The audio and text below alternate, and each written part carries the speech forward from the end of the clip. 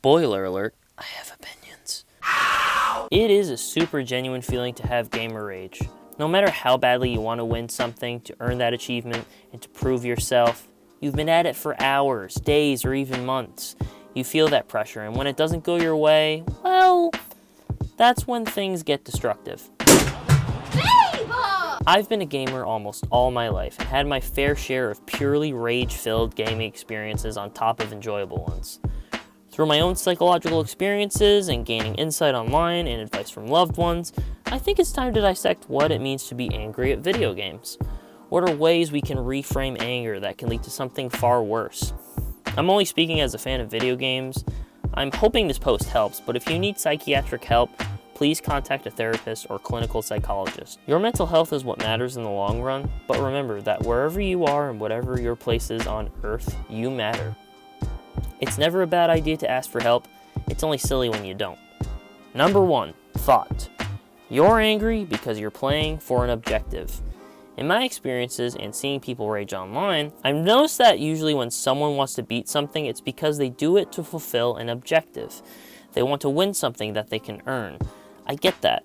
I can't tell you the numerous amounts of times I wanted to play something just so I could earn those sweet achievement trophies on my PlayStation profile, and when I kept failing at doing that, it ground my gears. Also, not to mention, I tried to finish a game in a time crunch since I wanted to play its sequel so badly.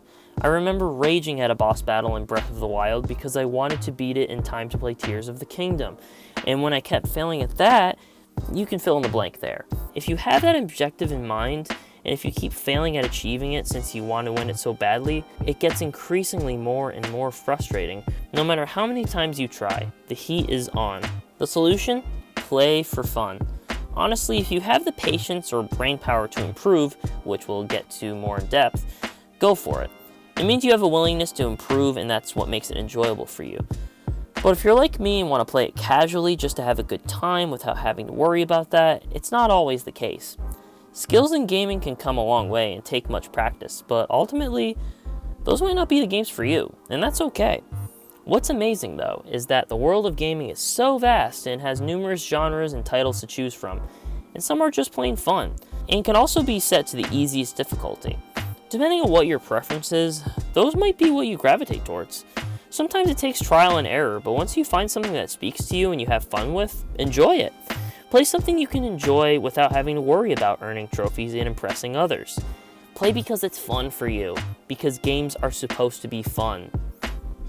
Number 2, thought, strategy. I find that with lots of games, specifically shooters, there can be lots of strategies involved to complete certain objectives within a round.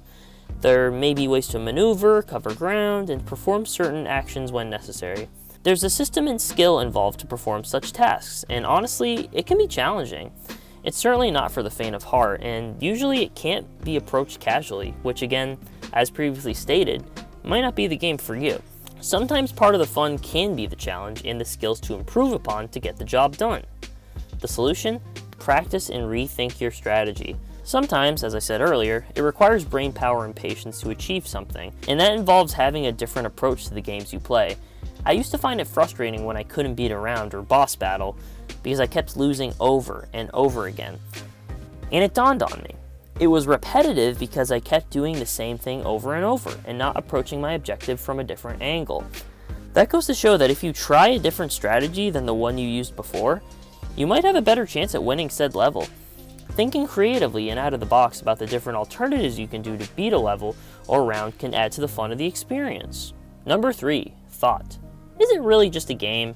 I get it, we're passionate about lots of things, and the fact that you care so much about winning means that you love video games. You care so much about winning a game and beating a level because it means something to you. It's satisfying in that way. Completely understood. Games are a wonderful art form, and they can become a time suck of a hobby since you appreciate the experience of physically playing a game, whether it's a single or multiplayer experience. But sometimes we can care a lot, and it shows once we start losing. Solution? Yes, it's just a game. In the end, though, it doesn't really matter. There are bigger things at stake, whether in your own life or in the larger world. If you win, you win. You lose, you lose. The games will still be there for you to play another time, and if it leads you down a destructive path, then take a break. If a game makes you angry, Do something soothing to you in place of that game. Or use that time of leisure for another game you enjoy. A game is never a representation of who people are when they win or lose. It's meant to entertain you, no matter how good you are at playing it. Life's gonna go on, and guess what? You'll be okay. You're still unique for who you are in God's eyes, and a game doesn't need to determine that.